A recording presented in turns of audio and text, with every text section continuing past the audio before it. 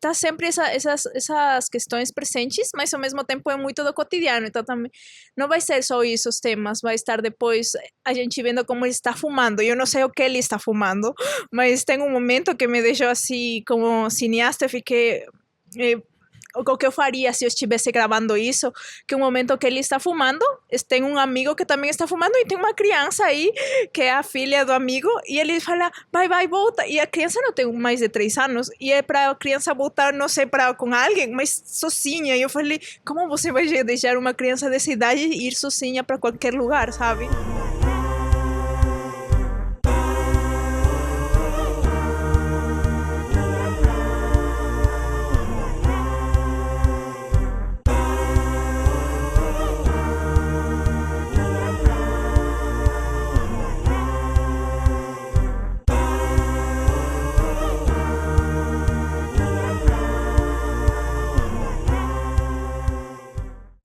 Boa tarde, gente, tudo bem com vocês? Então, estamos mais em um episódio do Cinema Periférico até o Fim dos Tempos, um projeto que foi financiado pelo Programa VAI, da Secretaria de Cultura, e também que tem o apoio do Filmica, um streaming de cinema autoral, cult e independente. Meu nome é Davi Andrade e estou com Cristina Mena. Desta vez, novamente, vamos discutir 2 filmes que passaram no cineclube que temos. E dessa vez, quero agradecer também a Ibira Lab que permitiu a execução do cineclube no seu espaço. Isso, o Cineclube aconteceu no mesmo dia que a gente tive uma oficina, que foi uma oficina assim, muito memorável, que tive um convidado da Quênia, que é o Tony The Jigs. E também o querido Lincoln Pericles. A gente também fez essa oficina em parceria com o Ibira Lab e agradecendo muito o Dani Fagundes que permitiu isso. Provavelmente vocês vão ter já disponível o podcast com o Dani Fagundes que gravamos também para o projeto. Eu queria começar esse podcast a gente discutindo o dia, o evento, como foi, qual foi uma das perspectivas que a gente foi tendo e quais dinâmicas possivelmente foram criadas nesse momento. Como foi tua experiência, Cris? Acho que esse foi um dos cineclubes que fez mais sucesso, né, até agora, assim que tive muito público. Isso foi algo que a gente foi conversando bastante ao longo do projeto e que a gente decidiu ir mais a espaços autônomos que já tenham um público, né, já formado. Então, isso deu muito certo lá no Ibira Lab, que já tem como é? Quino churrasco? Churrasquino, que então tem cinema e ao mesmo tempo tem a comida, que principalmente o churrasco, mas também tem as opções para os veganos, vegetarianos, então é um espaço muito aberto para a convivência e também para o cinema, né? Para um cinema feito na quebrada, um cinema feito no sul global, um cinema que traz as questões, né? Mais da vida cotidiana e as questões sociais. É um processo que, pelo menos, foi muito discutido ao longo da... Agora estamos mais da metade do projeto, mas ao longo de todas as conversas, acho que não só a própria produção do audiovisual, sino também as dinâmicas com as quais distribuímos nossos filmes e as formas e as interações que vamos tendo com a própria produção que temos e a forma como a galera que mora na quebrada assiste filmes é muito diferente da perspectiva que não só no centro das cidades, mas também na Europa podem ter sobre isso. O Lincoln mesmo fala muito sobre como não temos uma estrutura como na França, que tem uma relação muito dinâmica sobre o que é audiovisual, o que é cinema. A dinâmica e as políticas públicas vão afetar diretamente a que a população participe ativamente da produção de cinema, coisa que não se dá no sul global, porque são outro tipo de dinâmicas em relação com a cultura. O foda do Ibira Lab é que realmente eles constroem, entendem as dinâmicas da quebrada, pelo menos do bairro onde eles moram, entendem os horários, as situações, as formas que as pessoas que habitualmente, que literalmente moram e habitualmente percorrem o bairro e as formas em que vão se relacionando uns com os outros, tem outras formas que também se entrelaçam com o audiovisual. Eu acredito muito que a força do Ibira Lab parte disso, de eles entenderem uma comunidade, entenderem o espaço onde eles habitam, e isso traduz muito a influência que o próprio cineclube tem. A gente já fez uma série de cineclubes e cada um tem suas constantes, suas dinâmicas, mas não só é o sucesso desse cineclube, sino o espaço criado que permitiu esse sucesso, essa ação política, essa reunião política mesmo. O destaque que eu dou foi para a força e a reunião que tivemos no nível de público e de realizadores que se reuniram nesse dia. Tinha muitas pessoas que já passaram, inclusive, pelo podcast, mas que, além disso, tem um trabalho muito pesado no que se refere ao audiovisual, não só periférico, sino já brasileiro, a representação do cinema brasileiro. Tinha pessoas muito grandes, que um trabalho muito assíduo e muito profundo da realidade brasileira, que participaram da dinâmica política do evento, tanto da oficina quanto do cineclube.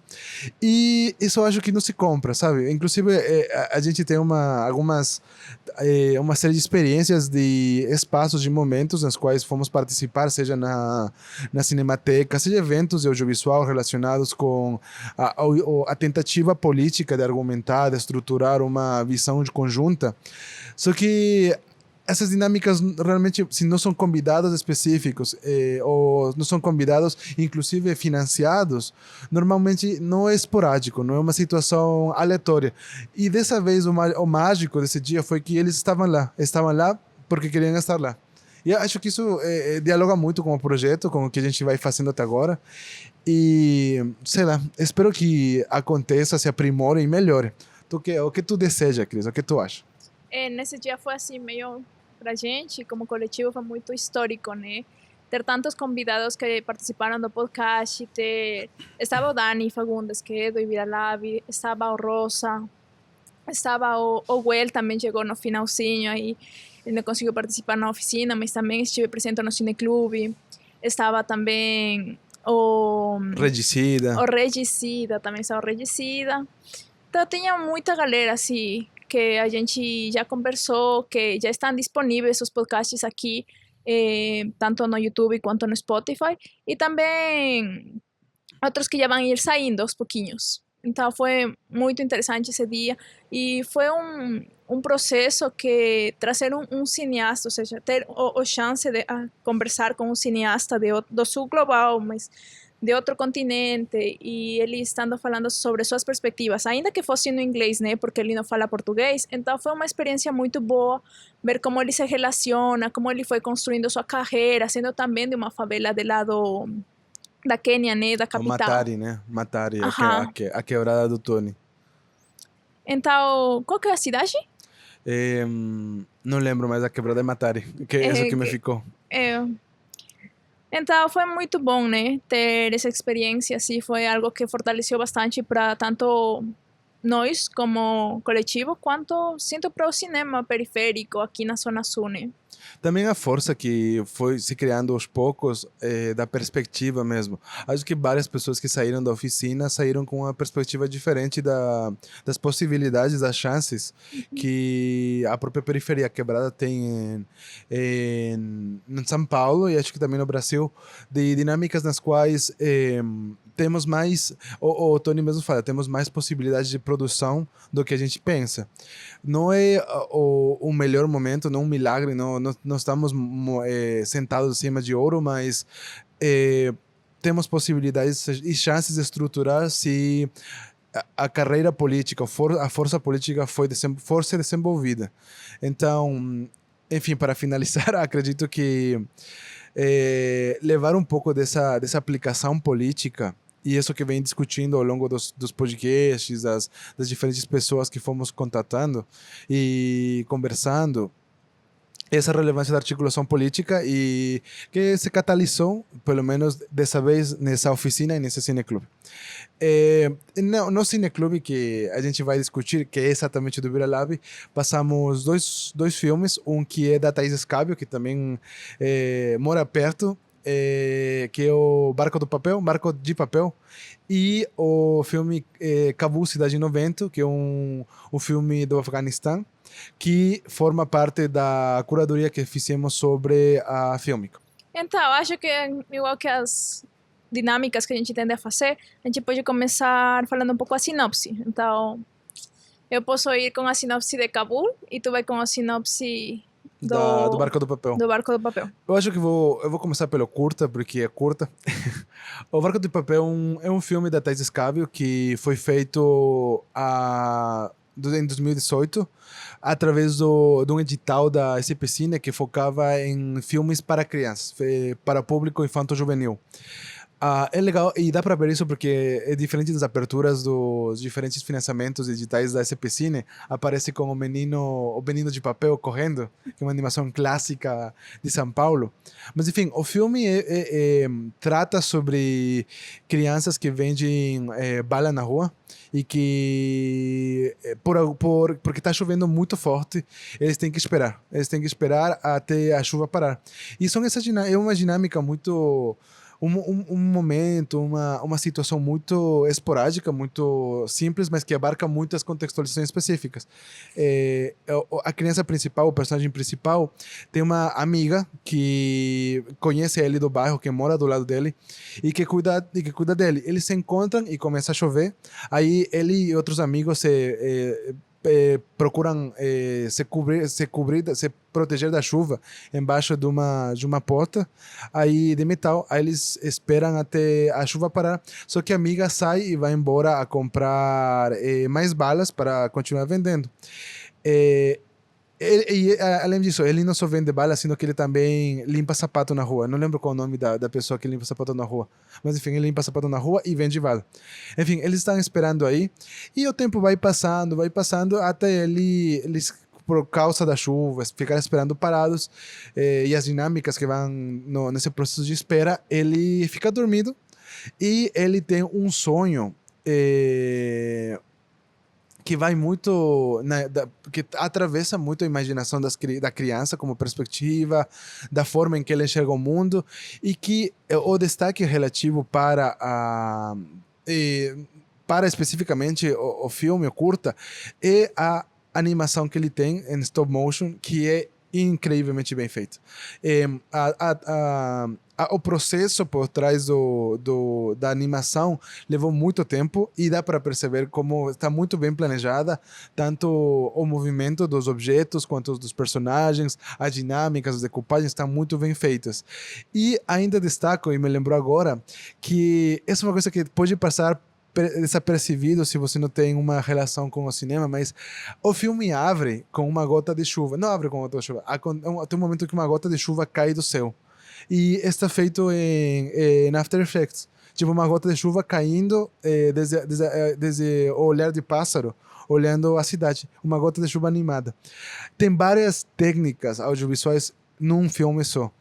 E, além disso, o filme tem uma estrutura de crítica, porque eles estão vivenciando esse momento de parar a chuva, só que não para de chover, e eles ficam muito tempo, até muito à noite, muito tarde à noite, esperando a chuva parar, só que chega a polícia a questionar o que eles estão fazendo.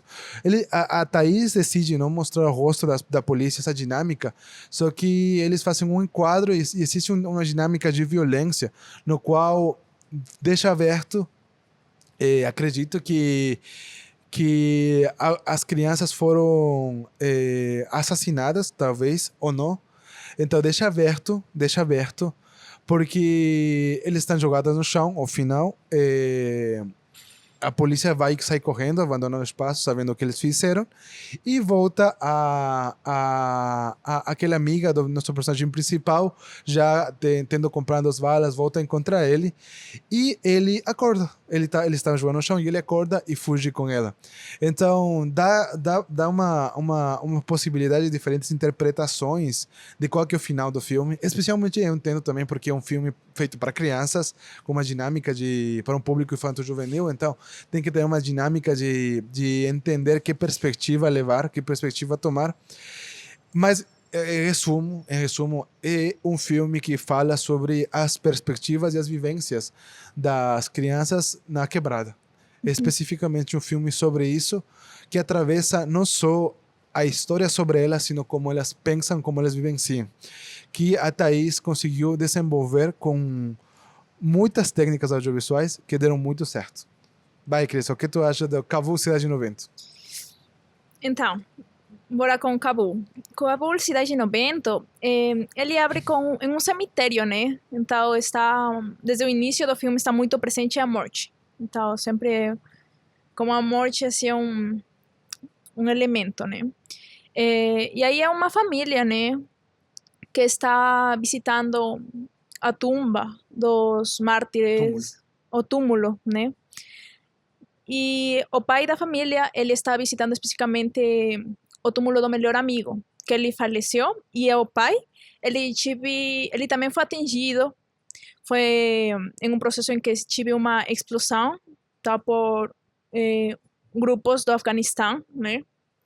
E como o pai era polícia, ele está num processo de tentar fugir do país, porque ele está recebendo muitas ameaças e ele acaba de sair da polícia porque ele tem muito medo de morrer, igual que o amigo. E ele fala, né, ao longo do filme, de que, tipo, no esquadrão dele eram, tipo, 80 pessoas e só 5 sobreviveram. E vários ainda no hospital com questões, traumas, além das questões físicas mesmo. Então, ele está nesse processo de fugir do país, de sair de lá para sua segurança pessoal, mas deixar os filhos aí. Então, ele deixa 3 filhos. O maior deve ter em torno de 11 anos. E tem essa conversa, né, do pai dando a responsabilidade para ele continuar cuidando a casa, ajudando os irmãos, ajudando a mãe.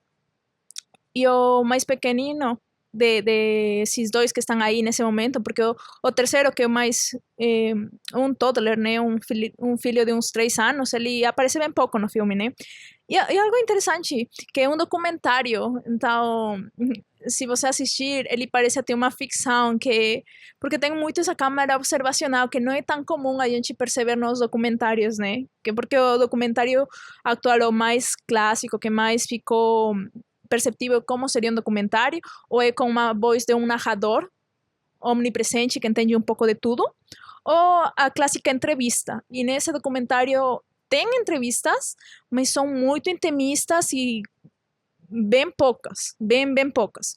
Então a gente vai acompanhando a vida dessas 2 crianças, principalmente, a partir desse abandono do pai, né, da família, dessa ausência do pai, né. A mãe nunca é mostrada, e é pela questão, né, como lidam aí culturalmente com as questões de gênero, né? Então, e do outro lado temos no paralelo um homem que acabou de comprar um carro, um ônibus para trabalhar com ele, e o ônibus quebra. Então ele está num processo de tentar arrumar esse ônibus. Essa pessoa também nos conta que ao longo da sua vida trabalhou em muitos trabalhos diferentes, inclusive também limpando sapatos. Então ele é uma pessoa que sempre tive que fazer qualquer tipo de trabalho para se virar e conseguir um sustento para a família, né?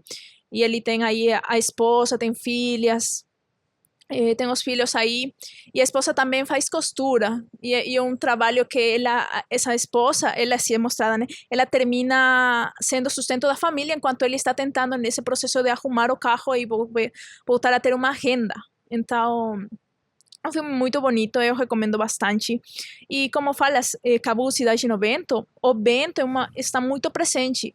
E é uma cidade que dá para ver, assim, constantemente o vento. Assim, o vento é muito arenoso, né? Então, o entorno deles, o ambiente. É desértico o espaço, né? Uhum. Então, está muito presente. O vento é um elemento também aí. Acho que em geral é isso, é um resumo que eu poderia fazer do filme. Eles nunca se encontram, então é algo que eu em algum momento esperei que essas crianças se toparem com esse homem, mas não, sempre é um paralelo. Então lida muito com a violência também na cidade, né, que esses atentados, tanto dos grupos, né, extremistas que tem lá no Afeganistão. Eu acredito que o filme, a potência que ele tem de não mostrar especificamente nada violento relacionado com a contingência do país, mas que ao mesmo tempo está sempre presente, especialmente a dicotomia de revolução que está existindo no Afeganistão, ele acontece num momento em que o poder político está sendo tem uma briga interna, uma guerra civil para tentar reorganizar a lógica política do país. E isso nunca é mostrado, mas todo mundo fala. Isso é uma coisa muito legal do filme, que todo mundo é afetado, primeiramente, desde a história própria da criança até do cara. Tipo, que ele quer ter uma renda do ônibus, mas a dinâmica de até esse ponto de as peças que ele consegue, não consegue arrumar o ônibus porque ele não consegue as peças, porque as peças não estão chegando. Então, tem várias camadas sobre como a situação política afeta ao dia a dia das pessoas, mas ao mesmo tempo como elas tentam sobreviver e lidar com isso. Aí o foco varia muito entre a... Eu sinto muito que... Isso não sei qual é a tua perspectiva, mas eu sinto muito que a história do homem serve como uma conexão de fluxo só. Nunca tem uma relação direta com a história das crianças, mas serve para uma ideia de como que a história vai acontecer.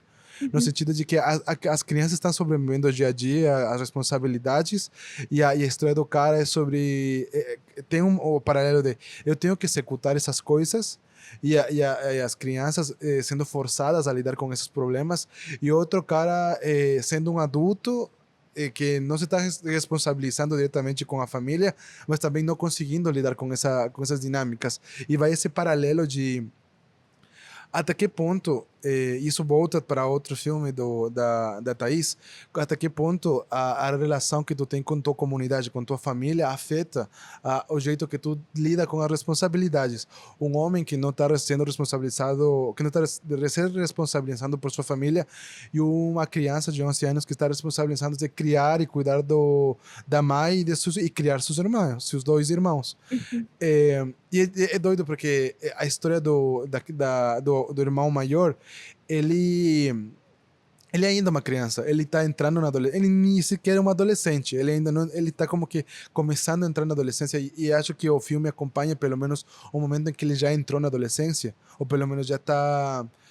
Ou talvez eu estou forçando, não é que ele entrou na adolescência, sino que as responsabilidades que ele foi pegando fizeram dele forçaram ele a se comportar de um jeito do que se esperaria de um adolescente, ou inclusive de um homem adulto, de cuidar de seus irmãos e fazer compras, se movimentar, negociar.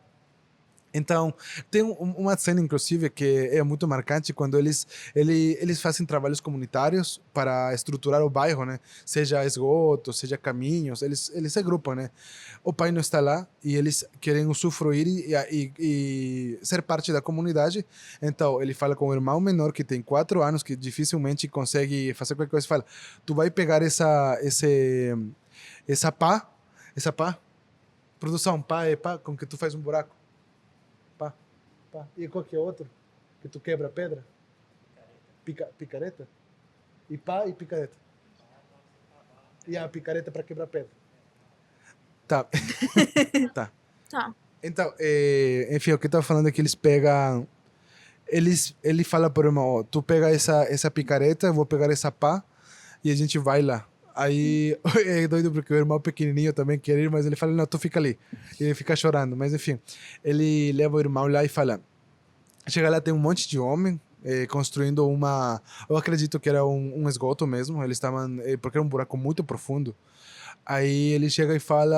Eu e meu irmão vimos fazer o trabalho do meu pai. Ele não está aqui, a gente vai fazer. Aí eles ficam olhando para a criança, que tem 11 anos, e eles falam... tá bom, pode ser. Aí eles começam a cavar. E eles ficam horas lá fazendo o buraco. E o irmão pequeno, que realmente não tem força para quebrar pedra, nem também para quebrar pedra no deserto, não tem força para quebrar pedra seca. Então, ou para mover, ou para carregar areia. Ele fica levando as pedras que ele consegue carregar. Ele leva as pedras que os caras tiram do chão, ele carrega as pedras e leva as pedras para um lugar distante para conseguir que os adultos consigam fazer o buraco. Então, se nota esse como a sociedade e essa dicotomia social forçou eles a tomar responsabilidades muito mais densas. E uma relação muito com o filme da Thaís, que também força esse lado de que tu tem crianças trabalhando, crianças em processos de vulnerabilidade que acontecem porque tem que dar um jeito de sobreviver numa sociedade que força elas a tentar sobreviver. O que tu acha, Cris? Acho que o filme, o Kabul, falando do Kabul, né? Acho que os dois, na verdade, lidam muito com essas dicotomias bem fortes, assim, de eles estão num contexto de trabalho, num contexto de responsabilidade, num contexto de sobrevivência, mas ao mesmo tempo tem esses momentos de criança. Então, ainda o irmão maior tem um momento brincando com a bicicleta. Ele sabe que ele não vai comprar a bicicleta, mas ele fica dando a volta com a bicicleta. Ele tem uma criança aqui do bairro também que quer vender uma bike, né? Vender Uhum. uma bicicleta. Aí o irmão fala, não, deixa eu testar a bike. Ele fica dando voltas na bike e outro cara se irrita e vai já fica bravo e tira ele da bike. Ele fala pro irmão, eu não ia comprar a bike, mas eu queria curtir. Uhum. Então é esse momento, né, que ele ainda tendo todas essas responsabilidades de cuidar com dos irmãos, de ter que ir lá nesse processo de trabalho comunitário, tudo isso, mas ele também é uma criança e está no seu processo, né, de tentar curtir um pouco a vida. E então eles chegam tarde em casa, né, porque a mãe mandou eles para fazer compras. E eles demoram, e a mãe depois, a gente não vê ela na tela, mas ela é uma presença aí que está no filme, e ela fala, por que vocês tardaram? Então ele fala, não, é que estava muito longe, estava todo muito lotado, né? Então aí, essas mentiras de crianças, né? Mas, enfim, foi uma cena que ainda está muito presente dele como criança. Então, acho muito importante pensar esses momentos que ainda nesses contextos de vulnerabilidade tem. Igual tem no filme da Thaís Escábio, tem o momento dele aprendendo, tem origami, tem o moço do origami fazendo um pássaro. E ele fala, eu não sei fazer um pássaro, mas eu sei fazer um barco. E é o nome do filme, né? O Barco do Papel. Então, vai ser a partir desses processos mais de brincadeira, que também estão presentes no filme, que nos trazem essa humanidade deles bem presente, que eles não estão só nesse contexto de trabalho, também tem esses momentos que eles tentam ir além, estar felizes, sabe? Uma coisa que é muito perceptível e acho que essa é uma coisa que tanto a Thaís em ficção consegue reconstruir e no Cavu Cidade 90 fica muito evidente, é que as crianças têm um processo de amadurecimento que é quebrado e é forçado a ser muito acelerado, é a palavra talvez.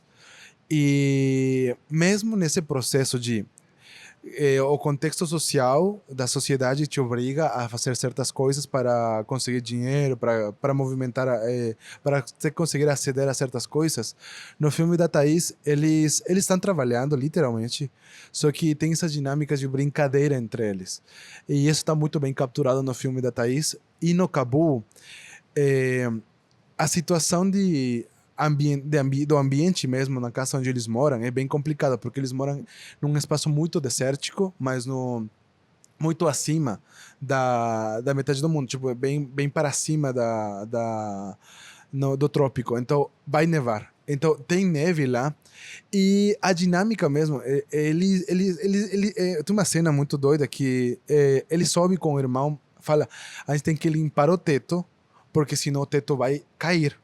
Então eles começam a limpar o teto e eles veem que o teto a neve está indo muito rápido.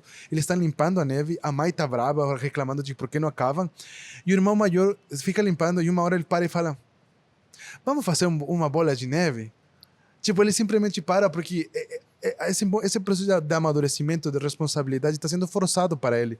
E como é um documentário, você sente essa relação com ele e o irmão, que também segue ele para todo momento. E ele começa a fazer isso, só que o irmão também. E isso que eu acho que o filme captura, são esses pedacinhos de momentos dramáticos que vão sendo capturados. Eles estão brincando, só que o irmão fala, tá doendo, porque tá fazendo muito frio. Eu não quero estar aqui. E ele começa a chorar, porque ele tá tocando a neve com as mãos. A criança menor, o maior tem luvas para o frio, o outro não. E ele fala, tá doendo, tenho muito frio, começa a chorar. O irmão mais velho, ele continua fazendo a bola de neve, mas escuta o irmão chorar. Aí ele fica um momento para ele mesmo pensando. Ele fala, tranquilo, vai embora, desce. Ele olha para a bola de neve e depois pegar a pá e continuar limpando o teto. É como esse momento de que quebra essa relação de esse processo é agora que tu vai amadurecer. Se tu não fizer o que tu tem que fazer, vai ter consequências de pessoas que vão sofrer. Teu irmão vai sofrer. E esse momento que tu ele como que se toma esse empurro de eu vou ter que amadurecer. E não é uma narrativa forçada, sino um documentário que está acontecendo nesse momento. E ele continua limpando o teto.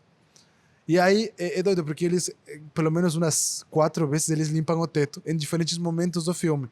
E cada um dos momentos que eles vão limpando tem diferentes dinâmicas sobre por que é relevante limpar o teto. Não só para a casa, sino para a vida deles. Tem outra que é bastante marcante, que está num momento de verão mais forte, com muito vento. E outra vez, tem que limpar o teto. Só que porque tem muita pedra no teto. Aí muita pedra caiu e o teto está afundando por causa do peso. Eles começam a jogar as pedras e lançar as pedras para fora. Eles no começo, até a criancinha menor, até a criancinha menor. No começo eles também estão ajudando, depois começam a brincar. Aí corta para uma cena em que eles estão no topo da montanha, tipo, a casa deles é embaixo da montanha, e eles vão no topo da montanha e estão conversando com outras crianças, e eles começam a jogar as pedras para embaixo da montanha. Então, é como que tem esses momentos de causa e consequência que se vão construindo ao redor do filme. Aí, aí chega uma hora que é o último momento que eles limpam o teto, que ele fala, que tá jogando essas pedras? E aí a criança menor diz, a gente mesmo. E ele toma consciência de que são eles mesmos que estão jogando as pedras. Mas e tem esses momentos de dia a dia tão simples que se vão construindo dentro do filme. Tem outro que acho que já vai para uma metáfora mesmo do filme, que é as árvores que o pai falou para elas cuidarem. Que é engraçado porque durante mais ou menos todo um percurso que eles estão voltando do cemitério para casa, o pai fala, oh não, tem que cuidar as árvores, é uma coisa que eu vou deixar para vocês cuidarem. Aí corta para eles, lembrando no inverno que eles não jogaram água nas árvores e estão tentando salvar elas de qualquer jeito. E é isso, tipo, e é uma metáfora muito foda de o pai deixou uma coisa, elas não sabem entender a responsabilidade do que é, como solucionar. E são 3 crianças de idades muito diferentes tentando solucionar algo que eles não entendem. E o pior de tudo, dando certo no final, salvando as árvores. Então, tem uma metáfora muito intensa, e tem várias ao longo do filme. E acho que essa é a primeira coisa que... talvez se você quer assistir, você vai desavisado, talvez tu não senta, porque dada a descrição do filme, parece que fosse um filme muito mais dinâmico em situações de violência, mas não é. Não é uma violência explícita, sino que vai do dia a dia das pessoas e como esse dia a dia carrega muita coisa. O dia a dia carrega uma quantidade de problemas, de dicotomias que vão dentro no agir e na responsabilidade de cada um. Então, nesse filme, algo que me pegou bastante, tem as questões, né? Tem as questões de lazer, deles procurando, né? Lazer, estar tranquilos e pá. Mas ao mesmo tempo tem essa presença, por exemplo, uma criança cantando, vai ser algo bonito.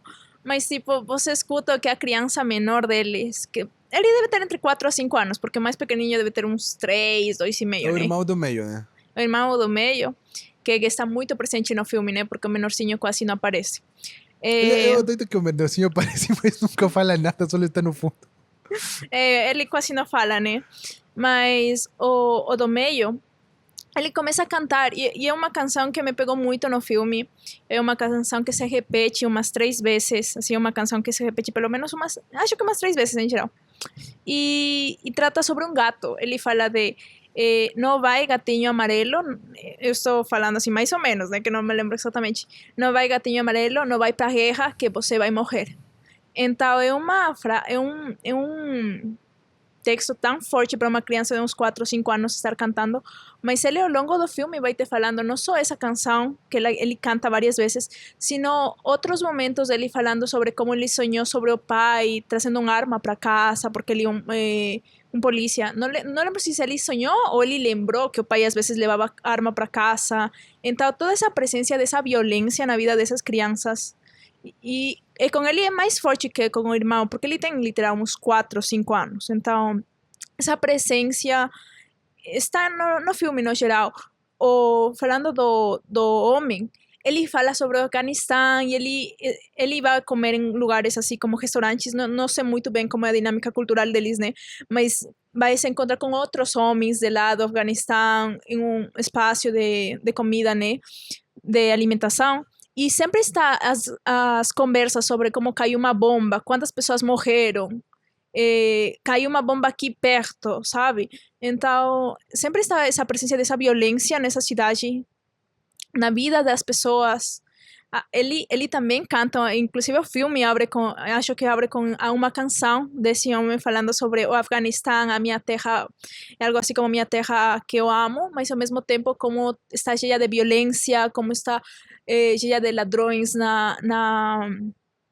nos cargos públicos. Inclusive tem um momento em que eu lembro que ele fala com um amigo: olha, está dando tudo errado com meu ônibus, eu não estou conseguindo arrumar ele, eu não sei o que vou fazer para sustentar a família.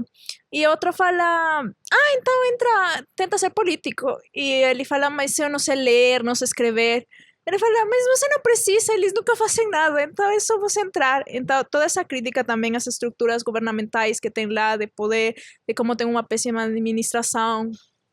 Então, tá sempre essas questões presentes, mas ao mesmo tempo é muito do cotidiano. Então, também não vai ser só isso os temas, vai estar depois a gente vendo como ele está fumando. Eu não sei o que ele está fumando, mas tem um momento que me deixou assim, como cineasta, eu fiquei. O que eu faria se eu estivesse gravando isso, que um momento que ele está fumando, tem um amigo que também está fumando e tem uma criança aí, que é a filha do amigo, e ele fala: vai, volta. E a criança não tem mais de 3 anos, e é para a criança voltar, não sei, com alguém, mas sozinha. E eu falei: como você vai deixar uma criança dessa idade ir sozinha para qualquer lugar, sabe? Mas eles só queriam que ela se afastasse porque eles estavam fumando alguma coisa que não é para fumar. Tem várias dinâmicas complexas nesse filme, né? De vulnerabilidades em vários aspectos, desde a própria... E é doido, porque é um documentário, mas eles têm um tanque de guerra que está no meio da rua, que já a areia comeu, tipo, cobriu mais da metade do tanque, e que as crianças brincam lá. E é gente legal, porque, tipo, não tem um espaço lúdico para eles participarem em um parque, não. Só que tem o tanque, então eles vão para o tanque.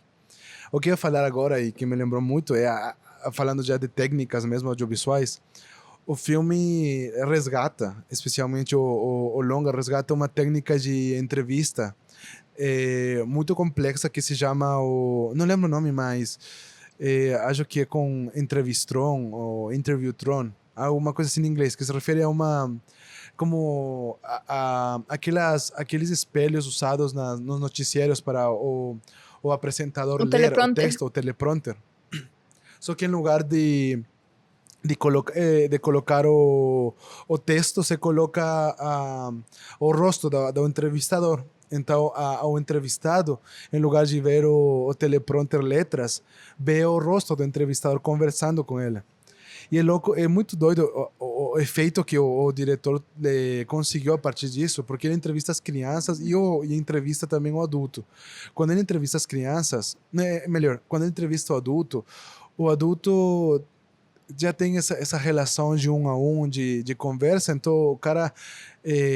tu sente que ele está conversando contigo, porque é isso, tipo, a câmera está literalmente perto de você, muito perto de você, e a outra pessoa parece que estivesse falando por videochamada com você, mas de rosto a rosto.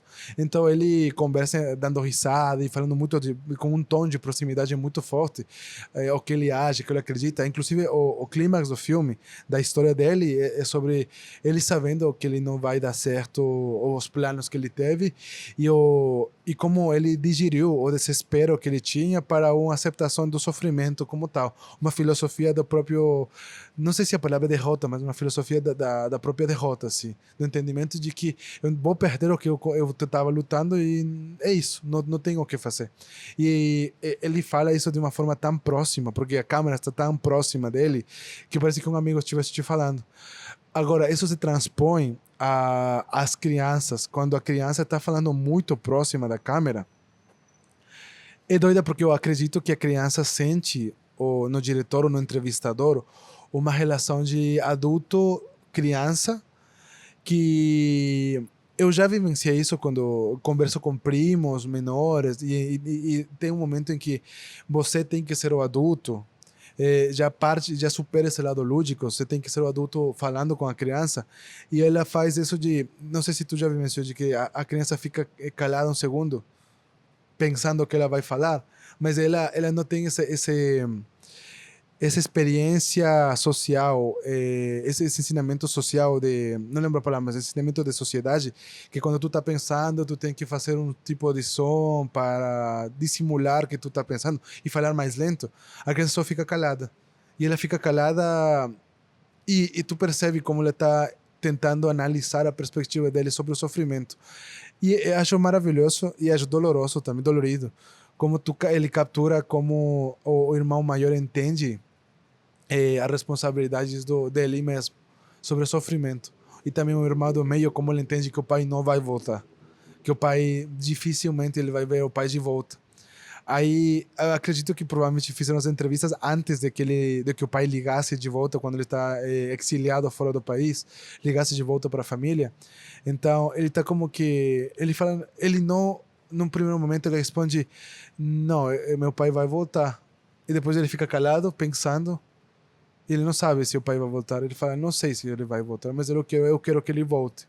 E tem essa relação de construção que narrativamente tem um apelo muito pesado, mas que a nível de construção com o sujeito e a construção de produção de documentário leva a um processo e que vale resgatar muito da dificuldade de fazer esse filme. Essas entrevistas que foram assim capturadas muito olhando para a câmera, assim, quebrando a quarta parede, são o que fazem esse filme muito intimista. Essas cenas assim te quebram. E justamente em uma dessas que o menino canta essa canção do gato e da morte e da guerra, e tão dolorido mesmo, assim, essa perspectiva, né? Tem... Quando ele fala, né? Tem momentos que eu não lembro do que estavam falando, mas o entrevistador pergunta, e doeu? E tive dor? Eu não lembro em que momento era, se estavam falando do amigo que morreu do pai, se estavam falando de que exatamente, mas acho que era sobre um sonho que ele tive, mas também tinha alguma questão aí da violência. E o entrevistador fala, né, e você sentiu dor, ou a pessoa sentiu dor, e ele fala, acho que sim, afirmando, né, a pergunta. E são esses momentos aí que te quebram assim, pensando sobre como a violência, né, faz parte da vida deles, como eles não têm poder sobre o que está acontecendo ao redor. E depois disso tem quando liga o pai e o irmão maior contesta, né, começa a falar, eu estou fazendo o que você falou, estou tomando responsabilidade da casa, tomando responsabilidade de indo para os labores comunitários do bairro. Mas depois ele passa o telefone para o irmão, né, o do meio, e começa a falar sobre... Ele começa a indicar o que o irmão tem que falar, né, assim, indicando assim, pergunta isso, responde isso, fala que a gente já fez isso, que a gente está cuidando das plantas que a gente tinha que cuidar. Mas depois como o irmão vai fazendo o que o irmão fala, o irmão maior fala, mas num momento ele pergunta, pai, você vai voltar? Volta, pai, por favor, volta. E começa a repetir assim, volta, volta. E vai te quebrando e depois, tipo, o pai, em algum momento, parece que a sinal não está funcionando bem. Ele fala, eu ainda não posso voltar, mas eu já vou tentar ir para lá. E depois disso a cena que fala muito sobre como ele deseja que o pai esteja presente, que ele volte. Tem uma cena em que ele está simplesmente olhando para o cenário, simplesmente está olhando para a cidade, ele sozinho e de costas olhando. Então é uma cena de tanta solidão, assim, para mim foi uma solidão assim que essa criança deve estar sentindo nesse momento da ausência paterna. Então, e é transmitida visualmente, né? Não fica só no que ele sente, no que ele está falando, fica visual a partir. Então, foi um trabalho que sinto de tanto como cinema quanto lidar com as questões muito bem feitas, sim, muito muito bem feita em geral.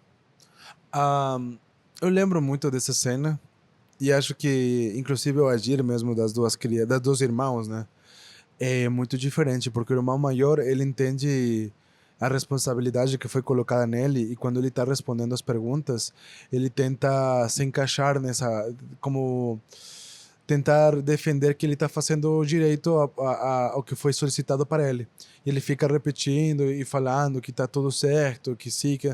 Inclusive o pai oferece para ele comprar uma bike para ele, mandar dinheiro, e ele está como que, não, sim, eu estou fazendo tudo. Aí quando ele passa o telefone para o irmão, ele fala para ele também, como que forçando essa lógica de que eles estão fazendo, mas o irmão não está nessa postura exatamente. Ele entende a dinâmica de meu pai não está aqui, eu tô sentindo sofrimento, saudade dele, e ele começa a chorar. E quando tu fala sobre a solidão mesmo, o filme tem muita solidão. A hora que tu falou, eu parei para pensar, e constantemente essa cena das crianças olhando, porque eles moram numa montanha, que também, tipo, eles moram numa montanha que é curva assim, né? Que quando tu sobe dá para ver tanto a montanha do outro lado também e a cidade para no fundo assim. Uhum. Então, e se repete essa cena deles sentados esperando, olhando para a cidade desde cima. E eles moram, e eu lembro que tem uma escada muito longa, tá? A casa dele é muito longa. E se repete constantemente esse processo de que tem as duas crianças olhando, o irmão maior olhando, em diferentes climas, em diferentes situações, em diferentes momentos, desse vazio, né? Desse momento em que ele está tentando entender o que está acontecendo, o que estão fazendo. É, se volta essa cidade por trás deles e eles aí presentes, se volta algo muito constante no filme, né? Então, é uma solidão, mas a gente sabe que tem um monte de outras pessoas lá, possivelmente vivendo o mesmo que eles, ou vivendo situações próximas de violência, né? Então, é como essa sociedade nesse contexto está sendo atravessada pela violência. Então, pela guerra, pela morte, né? Muito presente. Eu lembro do homem que ele na família dele é como que a família não tem uma relevância, mas o foco é ele, né? E ele fala no final que ele está tentando, né, constantemente arrumar o carro, arrumar o ônibus, e depois ele comenta de que ele não pagou todo o ônibus, né? Ele comprou, mas comprou parcelado. Então ele tinha um sonho, né, de ter esse ônibus, de ter um elemento que seja a sua renda principal, um recurso, né? E simplesmente o carro acaba de se danificar, ele termina tentando arrumar, não dá nada certo. E a gente vê como ele fala, né? Eu na minha vida, eu vi muitas pessoas se dando bem, fazendo assim, coisas truculentas, dando jeitinho, sabe? E eu tentei e não me foi bem. Agora estou pior do que quando eu comecei, sabe? Então, é algo que nesse filme está presente, de como às vezes eles têm seus sonhos, mas não está indo nesse caminho. A dinâmica mesmo dos dois filmes vão para esse lado de interpretações mesmo sobre das perspectivas do que fazer, na real, de como entender os filmes e do que fazer. E, tanto o filme da Thaís quanto o longa, eu entendi porque se chama Cidade no Vento, né? Dá para perceber que é uma cidade no vento. E, os dois filmes tratam sobre críticas, mas não críticas contundentes, são críticas abertas para tu pegar tua postura e tentar digerir os filmes da melhor forma que tu puder. Acho que eu levo isso, na real. Inclusive, a conversa mesmo que a gente teve depois do Cineclube foi muito para esse lado, das dinâmicas sociais que existem e como lidar com elas, tentar entender e lidar com elas. Já para finalizar, Cris, que filmes tu recomenda? Tá, bom, eu acho que no geral os dois filmes têm isso da esperança muito presente, tem algo que é procurar um futuro melhor. Ainda que não dê certo, acho que tem mais caminhos, não era único. Então, eu acho que isso também está presente no filme, pese a tudo. E pese à vulnerabilidade, aos problemas. E sobre um filme que eu estava pensando, assim, que vai ser um filme que eu gosto muito, eu recomendo pelo menos assistir uma vez, mas é um filme muito forte. Tem dois, né? Tem como é? A Infância do Ivan, Ai, do Tarkovsky. Esse filme também.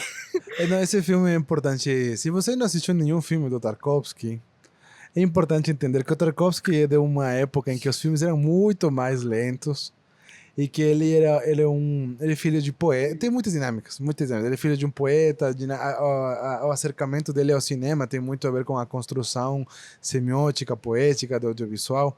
Então, são filmes muito fodas, mas tu tem que primeiro, se conseguir assistir em tela grande, assiste em tela grande, é muito melhor em tela de cinema.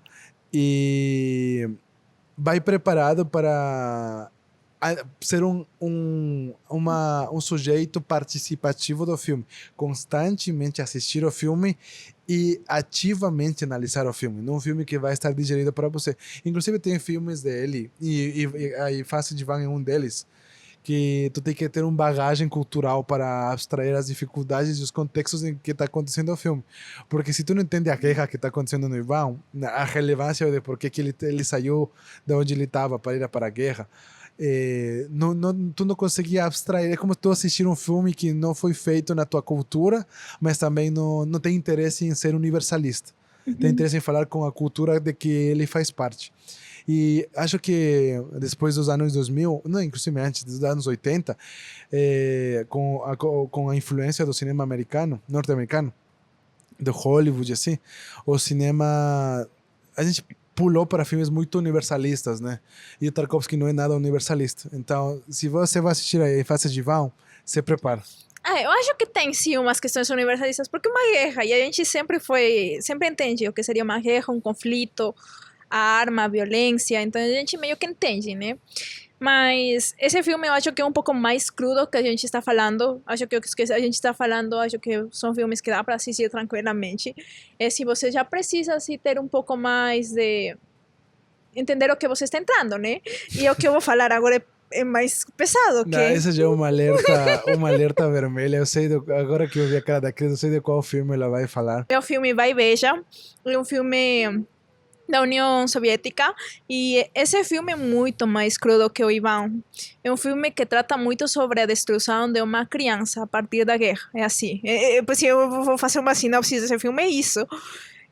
Como a guerra afetou tanto, e não de uma forma indireta, sino de uma forma direta, constante na vida dessa criança. Então, como ele foi se transformando, sua personalidade, suas vivências foram atravessando pela guerra. É um contexto muito mais expositivo e muito mais cru sobre como ele... Explícito. Explícito. Não, tem vários destaques, assim. É um filme... É uma série de filmes que eu não recomendaria você assistir, mas eu recomendaria você assistir. Sim, você precisa estar preparado para assistir esse filme. Não, você não vai pegar e você vai estar assim, meio ruinzinho e tentar assistir um filme desses. Não é um filme de entretenimento. Não é um filme de entretenimento, não é um filme escapista. É um filme cru, é um filme para você pensar o que a gente está fazendo, e com tantos conflitos no mundo, com tantas guerras, tantas crianças realmente passando por situações semelhantes. Tem um filme, se tu pensa, eu lembro que a gente discutiu com a Natalie, né, que o Godard, o Jean-Luc Godard, ele era muito snob, né, ele se chamava muito, ele falava, não, o cinema morreu e tal. Também tem essa de que ele falava, não pode ter um filme que seja contra a guerra, porque todo filme estiliza a realidade. Acho que vai ver uma resposta que ele tá errado. Uma resposta bem contundente, assim. Os filmes da guerra não tendem a ser como o Vai e Veja. Os filmes da guerra tendem a ser muito mais estilizados, muito mais heróicos. O filme Vai e Veja, isso não tem nada de heróico. Todo mundo aqui está perdendo. Todo mundo está sofrendo. Isso Vai e Veja. É doido porque o filme não fala sobre combate. Eu acho que essa é a parte que o cinema hollywoodense destaca, né? O combate e a violência per se. O filme, inclusive, é doido porque o que a gente realmente acompanha em Vai e Veja não é os embates que eles vão tendo, sino o que o embate vai deixando, porque o personagem principal, ele percorre o que vai acontecendo depois que as tropas avançam. Então, depois dos enfrentamentos, o que acontece depois de que eles passam por lá? E a destruição que vai por trás disso. Um destaque importante. A gente está falando que é um filme cru, mas é um filme muito bem feito. A decupagem do filme, a direção de arte, a decupagem, inclusive a postura de narração semiótica é muito complexa. E acho que, inclusive, eu não gosto de spoiler esse filme, mas acho que ele tem um dos momentos de... sabe quando tu fala momento histórico, o termo momento histórico? Uhum. Ou como o momento histórico afeta a concepção da sociedade. É uma frase complexa e parece uma frase de que, não, só estou jogando uma frase só por falar, mas se tu pensa a frase, como o momento histórico afeta a sociedade, essa frase parece uma frase complexa, mas tipo, como o que está acontecendo afeta uma sociedade e como uma pessoa, um líder político pode afetar uma sociedade, ele vai ver já tem, que é quando ele encontra o quadro. E uma montagem de 3 minutos que resume isso, a abstração disso sem palavras. E acho que é quase no clímax do filme que a conclusão da personagem, como que tudo o que está acontecendo, tudo o que significava a guerra nesse momento, todas as consequências políticas, e doido, passa por el lado, a montagem analisa o lado político, os participantes políticos, as consequências, o exército, a destruição, a sociedade, e no final ele. Quem que é ele? Por que ele? Sabe? É uma... Se o filme é sofrido, dura 2 horas e meia, ou quase 3 horas. Não lembro quanto dura, mas deve ser É isso, mais ou longo. menos. Essa cena vale a pena. Essa cena vale a pena. Tem várias cenas que são muito violentas. Muito difíceis Não de são, assistir. não são violentas, são difíceis de assistir. E que falando de crianças, acho que encaixa muito, assim, em crianças em processo de vulnerabilidade, encaixa, Encaixa muito bem, mas Cabo não vai ser assim de pesado. Então, se você quiser algo mais tranquilo assim, tudo bem. Mas eu estou falando, vai ver já assim, já alertando. Assim, um filme que, se você tem gatilho, se você, talvez não seja um filme para você, mas se você esteja em algo que tentar ver essas perspectivas mais profundas sobre a guerra, acho que é um bom filme para assistir pelo menos uma vez na vida. E eu estava pensando em um que dialoga muito com o Vai Veja, é o Vinland Saga. O Vinland Saga é um Vinland anime. Saga. É um anime que também vai tratar sobre isso, sobre uma criança que perde o pai, que tenta, que entra nesse mundo da violência como uma solução, mas ao longo da série vamos vendo como ele vai se destruindo. É uma autodestruição, mas não só dele, também das pessoas ao redor, de como ele também não consegue escapar disso. Então, O legal de Vinland Saga é que tem muita relação com Vai e Veja, porque fala muito sobre como os momentos históricos, a política realmente das situações afeta os indivíduos e que por algum motivo ou outro, não, acho que é mais porque a perspectiva do Thorfinn é porque ele forma parte da guerra, de uma sociedade em que a guerra é muito, enfrentamento, conflito constante, e ele parte, um guerreiro nesse contexto, sobre isso. Mas o que esse eu recomendo bastante. Se você que tem que assista Vinland Saga, assista o primeiro anime, assista Vinland Saga. Porque o filme fala sobre como a violência em si mesmo, o anime e o manga, não é a resposta. porque, tipo, o pai do Thorfinn, né? Ele já passou por muita violência, ele era, assim, tinha esse guerreiro supremo e máximo e que conseguia combatir, mas ele terminou saindo porque ele viu que não tinha futuro nisso. Ele conseguiu ver além e pensar em algo mais pacifista, em outras formas de vida, sem essa violência. Só que o filho cresceu em um mundo em que o guerreiro era o máximo. A então, sociedade influenciou na forma em que o filho enxergava a realidade mesmo. pese a ainda tendo um pai assim, ele não conseguiu sair desse sistema até que a gente vai vendo, literal, Até que ele passou pelo processo que o pai passou. E aí a gente vai vendo a autodestruição dele, um psicológico acabado, assim.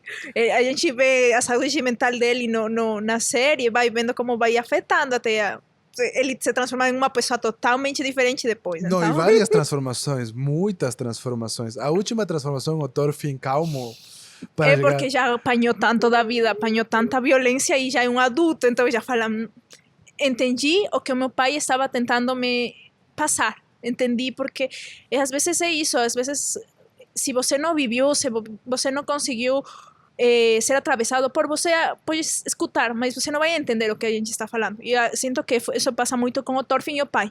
Ele demorou muito para entender o que o pai tentava passar para ele. Como a guerra, a violência não é uma solução. Ele não demorou muito, ele não tinha as ferramentas para entender a mensagem dele. E as ferramentas foram ensinadas de uma forma Da pior forma possível. Da pior forma possível. Acho que é isso. Não, e a gente tá falando guerreiro e pá, mas é um filme sobre literalmente a história nórdica, assim. Um anime. Não é nada de super-heróis, não tem nada de superpoderes, literalmente é sobre os nórdicos e a história dos nórdicos. O filme tem uma história muito doida que não é muito discutida sobre as primeiras viagens transatlânticas As navegações, né? das navegações porque os nórdicos chegaram na Groenlândia. E é doido porque no manga fala sobre isso. Mas enfim, gente, acho que vamos fechar agora. A gente falando sobre a Groenlândia, a gente falou de 2 vezes colonizada em algum dos... Falamos, a Nathalie e eu. Ah, tá. Esqueci desse fato. Não, mas um dos últimos filmes que eu não sei se tu assistiu, mas é um filme que está na minha lista, é a Alemanha Ano Zero, que também sei que vai tratar sobre essas questões de uma criança. E eu já estou spoileando também esse filme. E também parece que ser um filme muito cru, mas do neorrealismo italiano, mas está na minha lista em algum momento. Me lembrou do último podcast com a Thais Scavio. Ela fala sobre isso, de que ela relaciona muito a produção periférica da quebrada, com a produção do neorrealismo italiano, que é uma situação de precariedade, fazendo cinema com o que você consegue. Eu na escola, quando eu fiz algum curso de cinema, não lembro, eu me espolhei todos os filmes do neorrealismo. E eu sei que é muito... Tem um outro famoso também, Umberto D também, que tem esse... Mas Humberto D com a terceira idade. Humberto D com a terceira idade, com essas questões que a gente está também tendo, né? Roma Cidade Aberta também tem, mas é com mulheres e com a religião. Mas não, eu sei, a Alemanha Ano 1 tem um final muito triste, assim. Ano 1 ou Ano Zero? Ano Zero. Ano Zero, né? E também tem as questões da criança, da violência, da guerra, do contexto da Segunda Guerra Mundial, nesse caso. Na pós-Segunda Guerra Mundial. Na pós-Segunda Guerra Mundial. Então, são esses filmes. Acho que fora disso, eu estava pensando em um filme que talvez não seja da infância e que também mencionar assim rapidinho, que é O Elefante, do Gus Van Sant.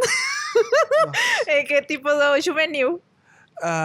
Tá, Gus Van Sant. É outro alerta de vermelha de se você tem problemas e gatilhos sobre violência, não assiste Gus Van Sant. Mas, se você gosta de cinema e quer ver as possibilidades autorais que o audiovisual consegue, assiste Gus Van Sant e assiste Elefante, que eu acho que é dos mais digeríveis dele. Ou tu prefere Gatos de Programa? Não, eu acho que esse do Elefante é um dos mais complicados do Gus Van Sant, porque sinto que o cinema tende a ver muito no preto e branco, no bom e ruim, sabe? Então, esse trata sobre abuso escolar, trata sobre massacre em escolas. Então, e ele não coloca isso do bonzinho maldoso. Ele deixa bem um tom de cinza, sabe? O que é bom, o que é ruim. E a gente vai acompanhando a vida desses personagens. Ele tem muito um estilo assim bem meio documentarista, meio com uma câmera acompanhando. A decupagem é uma coisa que não dá para negar. O Gus Van Sant é muito bom decupando. E não, mais que nada, os dois... Porque ele trabalha com 2 diretores de foto, né? Todos os filmes dele são o mesmo, 2 diretores de foto que se intercalam. Os dois acompanham muito o estilo dele. Tipo, a complexidade dos filmes dele é bem aberta. Tu assistiu muitos filmes do Gus Van Sant, não assistiu? Eu assisti, tive uma mostra do Gus Van Sant, mas acho que o Elefante é o mais complexo por ser a questões das crianças mesmo. E nesse caso não são tão crianças, eles devem ter entre 14 e 16 anos, mas ainda estão nesse processo de construção da personalidade, do entendimento do mundo em que eles estão. Então, e como eles lidam com as violências que eles são atravessados e como eles terminam lidando com isso, porque isso é um resumo do que trataria esse filme, sem dar mais spoilers, mas é um filme que eu também acho que não vai ser um mega gatilho como Vai Beija, não vai ser tão suave como Kabul, mas tá aí.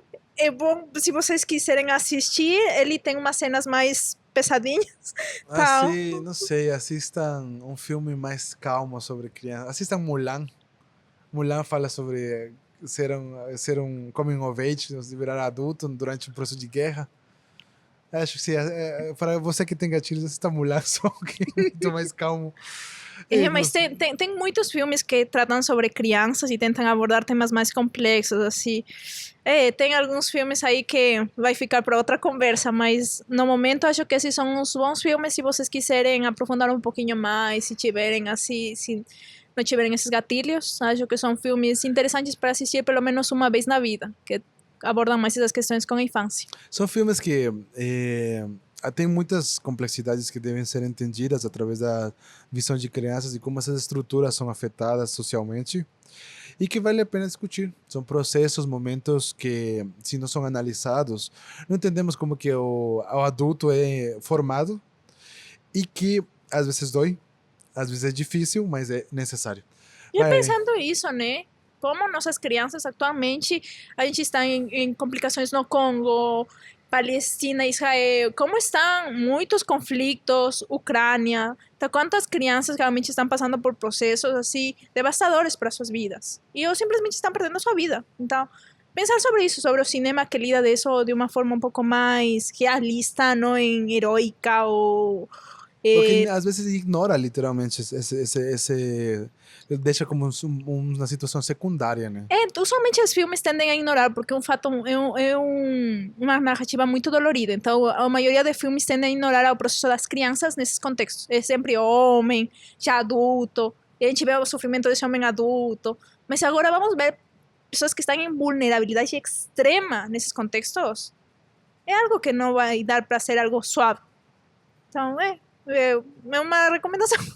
É complicado, é complicado. Criança. Cristina, faz o tchau final, vai. O tchau final depois disso, nossa. Quero recomendar algum filme de crianças suave? Não tem, assiste a lenda do Avatar, o Aang. Assiste o Aang é bom, o Aang. Aang fala sobre guerra, sobre sofrimento, mas é legal sim, não é tão violento assim. Assiste Aang, assiste o Naruto. Não, Naruto é triste também. Mas não chega nesse triste. É mais que tranquilo. Naruto queria ser prefeito e no final ele conseguiu ser prefeito. Meu Deus. Eu acho que é isso. Muito obrigada por assistir. Gente, então é isso. Muito obrigada por assistir. Espero que vocês estejam acompanhando os podcasts. Lembrando que são 20 podcasts nessa temporada, então a gente está publicando aos pouquinhos. E agradecer sempre as pessoas que estão por trás das câmeras. Então, o Everton dos Santos e a Samara Xavier, que estão por trás das câmeras. Muito obrigada por nos acompanhar. E muito obrigada, David, por tu sempre estar aqui, sendo o host principal desse podcast. E acompanha nossas redes, que a gente tem muitas outras oficinas e cineclubes vindo aí, ainda antes de acabar o projeto. Temos pelo menos um mês mais de atividades, então fiquem ligados e até semana que vem. Até!